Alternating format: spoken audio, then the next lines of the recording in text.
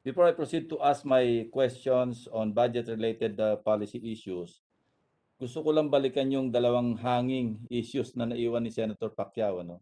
At least two. Sinabi ni Director Onggoco kanina na the reason why they engaged the services of StarPay kasi they found out that only 30% ang kayang maservisan ng GCash, yung digital, ano? At yung 70% hindi kaya kasi most of them or 70% of the beneficiaries either walang mobile phones or defective, no? Can you confirm that? Madam Chair, may Director Onggoco be recognized. Yes, Director. Apo. For the information of the August body, nauna po naming nakuha yung aming target beneficiaries bago po kami nakipag-engage with StarPay at nagkaroon po ng geographical allocation. So, nauna po Yeah. namin nalaman, yes po, Mr. That is Senator. correct. You found out that yung GCash, yung digital distribution, ang kaya lang nilang ma-accomplish 30% because 70% either walang mobile phones or defective yung mobile phones. Is that correct? No, Mr. Senator, we would like to correct that 70% and the 30% po ay corresponds to the totality of the target beneficiaries po. Ibig sabihin na pag-distribute na po namin ito sa mga 6 na financial service providers. So out of the So na-engage nyo na yung services ng mga 6 financial providers, then you found out na 70% ang walang mobile phones. yes po, tama po. Okay. Anyway, if you found out that 70% ang walang mobile phones or defective yung mobile phones, ba't hindi nyo na lang gamitin yung workforce ng DSWD or even LGU? Ba't kailangan mag-engage pa tayo ng, of course, ito, sinabi mo nga nauna yung pag-engage ninyo. Hindi na kayo makapag-adjust na gagamitin nyo pa rin yung StarPay and other financial providers in spite of the inadequacy ng mga beneficiaries? Yes, Madam Chair. Ninais pa rin po ng DSWD na matugunan po yung kung paano mapapabilis yung pagbibigay namin ng ayuda. At nung nagtanong po kami base po sa aming meeting with the BSP, with the 6 financial service providers, ang RCBC at ang StarPay po ay nagmungkahi na kaya po nilang makapagbigay ng ayuda kahit sa mga tao na wala pong mobile numbers. Kaya po kami nag-proceed na magbigay at mag-assign ng beneficiaries po sa kanila ayon po sa kanilang kakayanan at ang kanilang willingness to still distribute the subsidy po kahit po sa mga walang mobile numbers. Ngunit mayroon din po kaming mga paraan para sa DSWD. Later on, naging mix na rin po ang aming mga pagdidistribute ng ayuda. Nag-distribute po through the special disbursing officers po ng mga field offices. Yun nga lang po, talagang limited po ang capacity ng DSWD dahil meron pa rin po kaming other programs po na ini-implement po namin kasabay po ng social amelioration program. Yes, with the permission of Senator Lacson, hindi ba pwede yung payout partners, kausapin na lang ng DSWD ng diretso, wag ng StarPay? Babagsak rin pala sa Luwilier at saka sa Western Union. Yeah, correct. Opo. Actually, naging konsiderasyon po namin iyan doon po sa aming initial discussions with the Bangko Sentral ng Pilipinas. Yun nga lang po, na i-advise po sa amin na ang ating tinatawag na liquidity ng mga remittance centers ay maaaring hindi kasing liquid ng ating mga financial service providers or electronic money issuers na tinatawag. Konsiderasyon din po yung dami ng tao kada araw na bibigyan po ng ayuda at yung posibilidad na bawat remittance centers po ay kakailanganing i-partner po ng DSWD, which is not advisable po nung time na po na iyon. So marami pong considerations, isa po iyon ang mga remittance centers, pero dahil po ang aming tinatawag na financial inclusivity at ang tinatawag po namin na restricted transactional accounts, para po mas magamit pa po ng aming mga beneficiaries ang kanilang mga accounts, hindi po kami nag-rely lamang sa mga kakayanan ng ating remittance centers, kundi mas siniguro po namin na mas magagamit pa ng ating beneficiaries ang kanilang restricted transactional accounts po.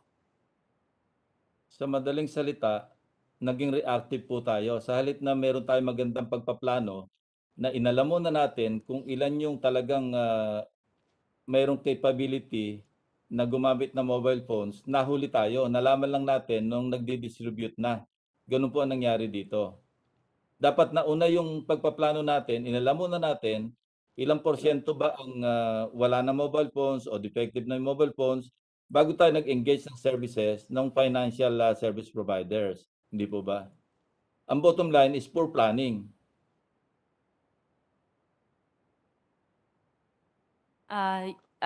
Yes, Mr. Senator, naging konsiderasyon po namin iyon. At na-inform po kami na mayroong mga numbers, pero nung chinek po namin kung kaya po nilang i-convert sa isang restricted transaction accounts, hindi po yun nangyari para sa 70% po ng aming target. Okay. Anyway, sabi nga namin sa military, lesson learned in combat. Next time, magplano muna tayo mabuti bago tayo mag-engage ng service providers para hindi tayo nagkakabuhol-buhol sa pag-implementa. Thank you, Madam Chairman. Next point, something doesn't add up, kasi sinabi ni Director Belisar, ang latest sa datos nila, andito 717,372 out of 761,000. Sabay na yan ito, Madam Chairperson. Out of 761,259, ito na yung physical accomplishments, meaning nabigyan na ng ayuda ito, no? And that would constitute 94.23%. This is as of 31 August 2021. Anyway, sabi niya kanina, as of Pero today. 80% lang obligated eh. Yes, 80%. Hindi, 94% yung physical accomplishment. Hindi ko ito ma-reconcile doon sa 80.48% na obligation rate. Paano nangyaring ang physical accomplishment under Binahan 2 nasa 94+% na, samantalang yung disbursement rate, no? Disbursement over obligation 99% of 80.48%. So paano natin ito ma-reconcile na yung physical accomplishment napakataas samantalang yung obligation rate o yung disbursement rate napakababa? Kindly clarify. At saka sinabi niya kanina, as of today, 1.265 something billion out of the 6.4 billion, pero sa datos lumalabas as of 31 August 2021. So paki-clarify lang. Madam Chair, Your Honor, may Director Belisar be recognized. Yes, Director Wayne. Yeah, thank you, Madam Chairperson, and thank you, Mr. Senator, for the question. Before I answer the last question, may I just be allowed, Madam Chair, to add to what Attorney Ongoko had mentioned as to why we needed to push through with the FSPs in spite of the fact that we later found out that there were no mobile phone numbers, mostly coming from our beneficiaries. Ang 2 points lang po, Madam Chairperson. Ang una po, hindi na po kami inalaw na magpatuloy na mabayad through the local government units. So we needed to execute another strategy. So Who did not allow you? Who did not allow you to distribute through the LGUs? there was a directive from the Office of the President for us not to Why? do the payout. Di ba mas efficient kung ginamit yung LGU? Why were you directed by the Office of the President not to course the distribution through the local government units? Why? Is that to pave the way for the engagement of StarPay? Is there a memo or a letter or an LOI that indicated that you are prohibited from doing so?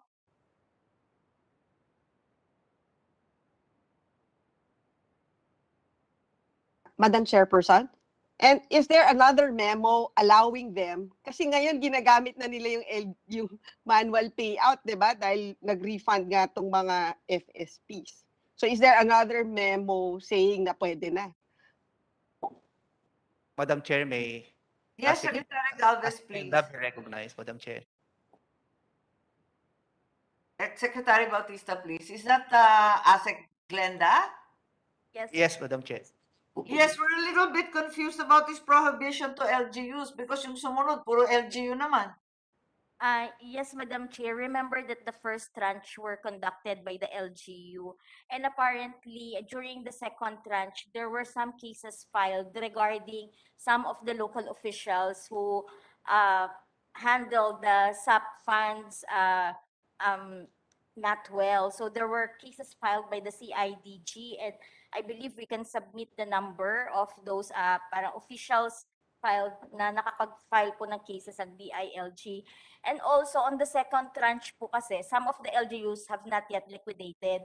So in such doing, we cannot transfer funds to them. So kaya po the DSWD find a different strategy as well as there are parang TV announcement po that we cannot engage anymore with the local government units, and specifically we were mandated to partner with the AFP or PNPs, pero hindi rin po possible because we cannot transfer fund with them. So, yun nga po yung limitation ng DSWD in terms of the number of the SDO po namin, because sabay-sabay po yung mga programa namin na nagpe-payout po kami. So, some of the SDOs have not yet liquidated din po. So, kaya po talagang we really have to partner with the FFPs during that time. Yes, And the Senator reason- Lacson, was that Yes, satisfactory and the po? reason why yung LGU nagkaroon ng problema, kasi yung data na ginamit ninyo out of date. You know, when we were discussing Bayanihan 1, I think some of the senators, including myself, you know, raised that issue. Why are we using a 2015 census Census. ng PSA? Masyado matagal na yon kasi 2021 na tayo, hindi pa na-update. So anong nangyari sa mga LGUs? Because hindi na nagtatama yung need ng kanilang constituents, especially barangay chairman, because we were able to talk to some of them. Ang ginawa nila is they gathered their constituents and agreed among themselves, okay, since merong hindi kasama sa listahan na galing sa central office ng DSWD na kailangan bigyan natin ngayon kasi nawalan na ng trabaho, at yung iba naman, konkreto na yung mga bahay na nakalista pa rin, kinausap nila kung pwedeng i-redistribute na lang yung 5,000 to 8,000 pesos. So, yung iba, nareklamo tuloy sila dahil hindi sila sumunod sa listahan because they wanted to adapt to the situation on the ground. So, we cannot fault the LGUs dahil nga out of date yung inyong data na binigay. So, nagkaloko-loko ito sa baba. Anyway, Madam Chairperson, kindly answer my second question, si Director Belisar. Yung tungkol sa hindi nag-add up yung inyong mga datos tungkol sa physical accomplishment versus obligation rate or disbursement rate. Yeah, thank you.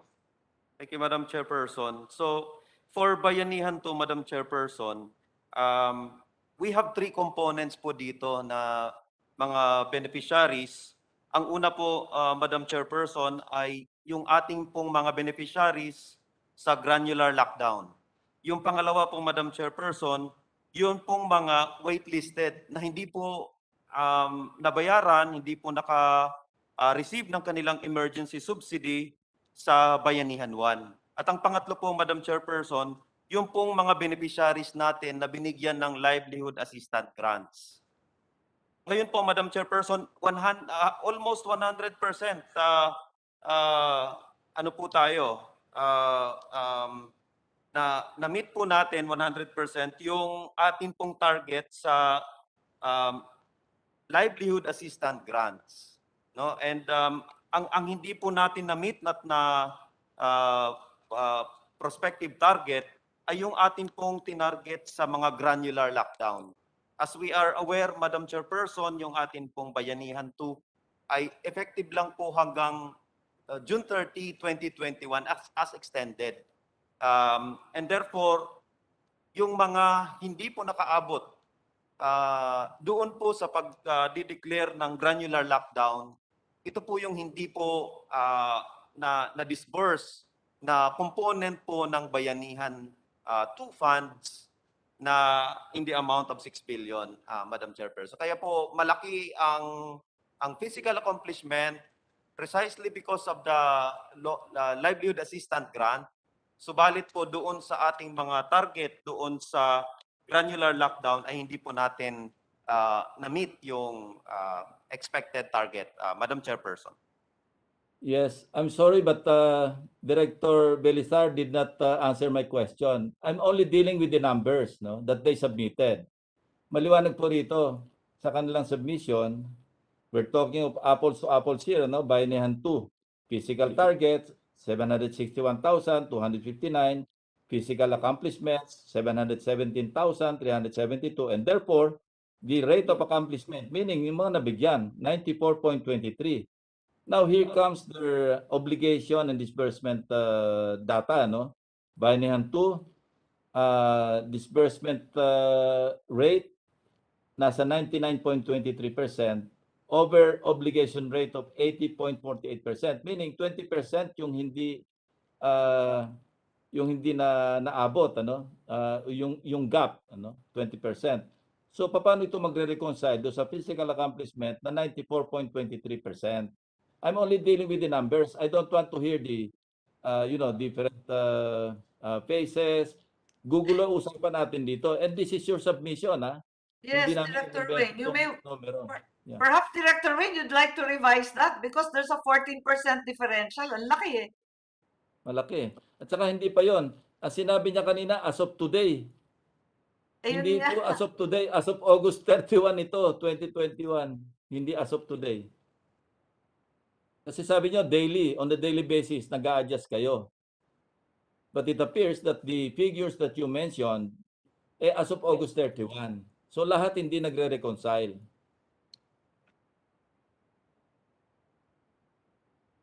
Yes, Yes, Director Wayne, please. Medyo nalilito kami dyan. Kanina nalilito kami sa mga pondo na rinifund. Ngayon, we don't understand the status of the Bayanihan 2 also. Yeah, Madam Chairperson, kasi po yung ating bayanihan 2 po ay hanggang June 30 lang po, kaya usually hindi na po ito gumagalaw. So even until today, ganun pa rin po yung figures natin, Madam Chairperson. I don't think that's the issue eh. The issue is this discrepancy between the numbers served versus the amount disbursed. Yes po, Madam Chairperson, yung pong hindi po na-obligate dyan, yung doon po yun po yung funds na naka-allocate para sa ating granular lockdown, Madam Chairperson. Kasi yung atin pong inalat dyan is 4.75 billion pesos. Pero po ang atin pong na-obligate lang ay 3.736 billion at ang atin pong na-disburse ay 3.7 billion lang po. Kaya po yung atin pong obligation rate para po sa granular lockdown at saka sa waitlisted is nasa 78.66%. And yung disbursement rate naman po ay 99.12%.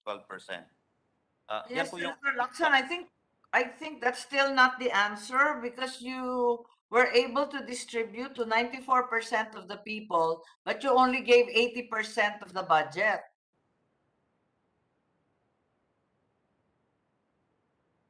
We still don't Exactly, get it Madam all. Chair. Exactly. Yes. Senator Lacson, paano ba yun?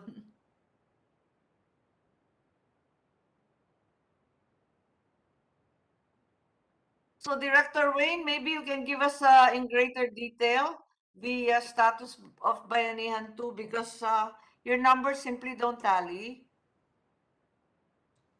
Yes, Madam Chair, I just don't have the physical target figure here. I just have the financial figures.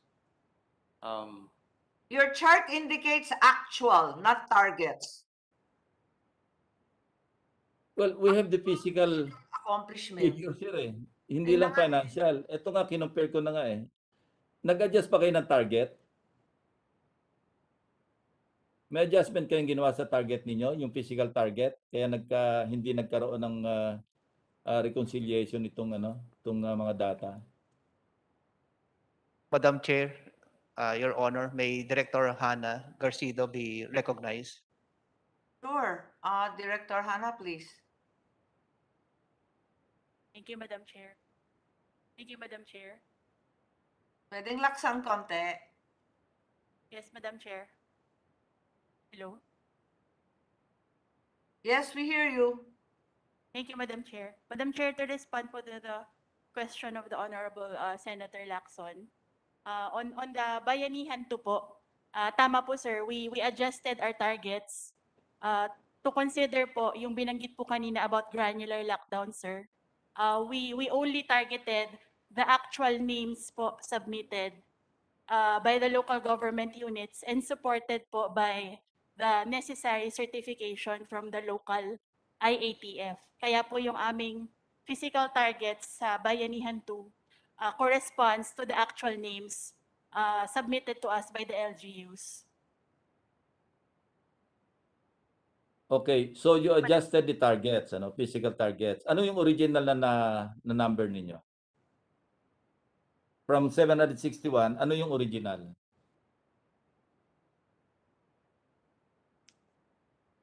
For a while, Mr. Chair.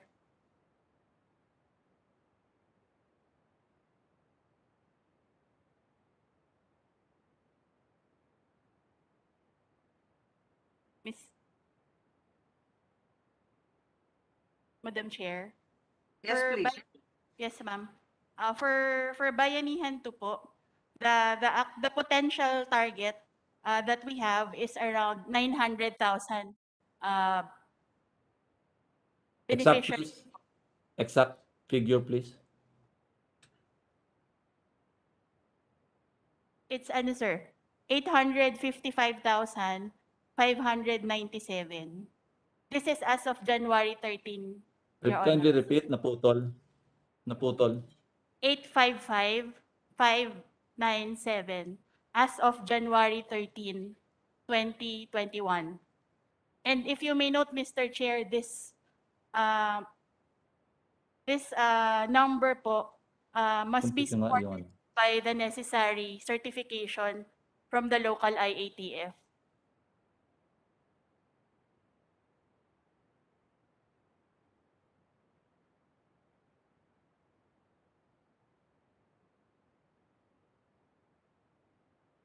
So hindi tama itong nakasulat dito na yung target 761. Lumobo to sa 855. Madam Chair, Hindi, if I yun ang may, original physical target nila. In-adjust nila, ginawan 761. So kaya Liniitan. tumaas yung kanilang physical accomplishment rate. So Oo. if ang original nila 855,557 at I ang see. na-servicean nila 717,000, 83% actually yung kanilang physical accomplishment. Tama po ba yun, Director? yes, Your Honor, that's correct po. Yeah. So parang hindi pa rin tama dito sa Hindi pa rin tama. 80.48% na obligation rate. Hindi pa rin eksakto. Hindi pa rin siya tama eh.